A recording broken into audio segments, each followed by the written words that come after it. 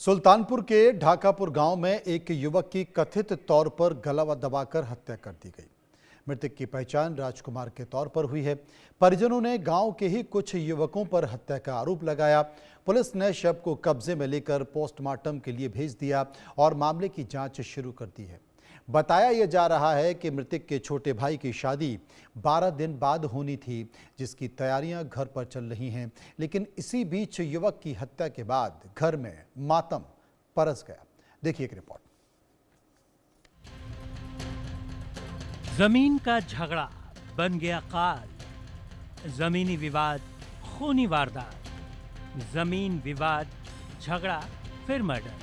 मां के आंसू, बहन का रोना, किसने छीना अनमोल सोना। सुल्तानपुर की शांत रात में उस वक्त दहशत घुल गई जब एक पुरानी रंजिश और जमीन के टुकड़े को लेकर उपजा विवाद एक युवा जिंदगी पर भारी पड़ गया। चांदा कोतवाली के ढाकापुर गांव में बीती रात राजकुमार नामक युवक की बेरहमी से गला दबाकर हत्या कर दी गई। जिस जगह दोस्तों का जमघट होना चाहिए था, वहां खून बहा। परिजनों का आरोप है कि पुरानी अदावत में गांव के ही कुछ लोगों ने राजकुमार को मौत के घाट उतार दिया।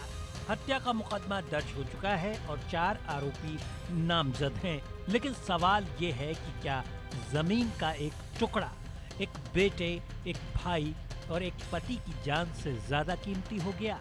ये कहानी सुल्तानपुर के ढाकापुर गांव के एक परिवार के उजड़ जाने की है। मृतक राजकुमार, जिसकी जिंदगी बीती रात एक बाग के अंधेरे में हमेशा के लिए खत्म हो गई। परिजनों के अनुसार रात के सन्नाटे में राजकुमार को गांव के ही कुछ युवक बुलाकर अपने साथ ले गए। घर से कुछ ही दूर, जहां अक्सर सुकून पसरा रहता है, उस बाग में एक खूनी झड़प हुई। तो नहीं कंफर्म है, लेकिन वो आए, घर से लेकर गए। हम लोग सोचे काम के लिए लेकर गए होंगे, ध्यान नहीं दिए। फिर लगते लगते मुझे टाइम हो गया। तब बाग में हल्ला हुई, आवाज आई तो हम लोग दौड़ के गए। देखे तो तीनों लोग चढ़ के मार रहे थे। कौन कौन? गुड्डू, रामचंद्र, महावीर।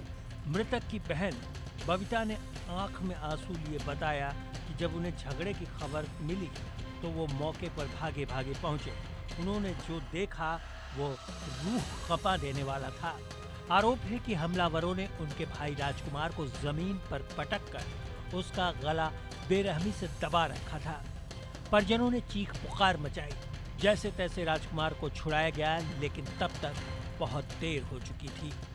उसे अस्पताल ले जाया गया, जहां डॉक्टरों ने मृत घोषित कर दिया। बाग का वो कोना अब राजकुमार की आखिरी चीख का गवाह बन चुका है। कहाँ घर पड़ता है? ढाकापुर। क्या मामला था जो आज आपके भाई की हत्या हुई? भाई को गुड्डू यादव ने आया, हम लिवा के गए। तो जैसे लिवा के जाते थे, हम सोचे कि काम के लिए लिवा के जा रहे हैं। हम लोग नहीं पता था कि किस लिए लिवा के जा रहे हैं। तो लिवा के गए, फिर वहाँ क्या हुआ कैसे हुआ ये हमें नहीं मालूम। फिर रात को वही करीबन 11-12 बजने वाले थे, 10:30-11 जो भी हो रहे होंगे। उसके बाद वहीं जो बाग है, वहीं थोड़ा सा घास बड़ी बड़ी है, वहीं पे हम लोग देखे, आवाज़ आई तो हम लोग दौड़ के गए। तो देखे तो गुड्डू यादव उर्फ विरासत यादव और रामचंद्र यादव और क्या नाम है उनका, महावीर यादव, ये तीनों लोग गला दबाए चढ़े हुए बैठे। राजकुमार के भाई शिव कुमार के मुताबिक इस हत्याकांड की जड़ बहुत गहरी है। वर्षों पुराना जमीनी विवाद जो अंदर ही अंदर सुलग रहा था, बीती रात एक विकराल आग में बदल गया।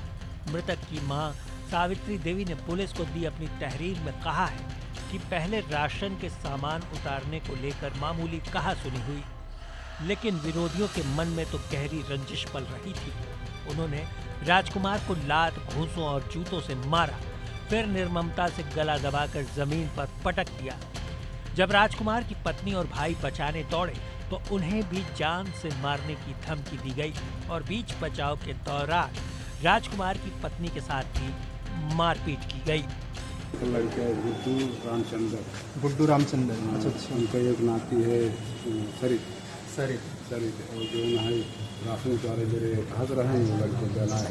अच्छा, घर कहाँ है आपका? ढाका। खाना क्या लगता है? पुलिस ने परिजनों की दर्द भरी पुकार सुनी। तहरीर के आधार पर रामचंद्र, श्यामचंद्र, लकी यादव और महावीर निवासी दौदापुर के खिलाफ हत्या का संगीन मुकदमा दर्ज कर लिया है। गांव में फिलहाल मातम और तनाव पसरा है। एहतियात के तौर पर बड़ी संख्या में पुलिस बल तैनात किया गया है ताकि एक और अप्रिय घटना न हो सके। पुलिस अब उन दरिंदों की तलाश में जुटी है जिन्होंने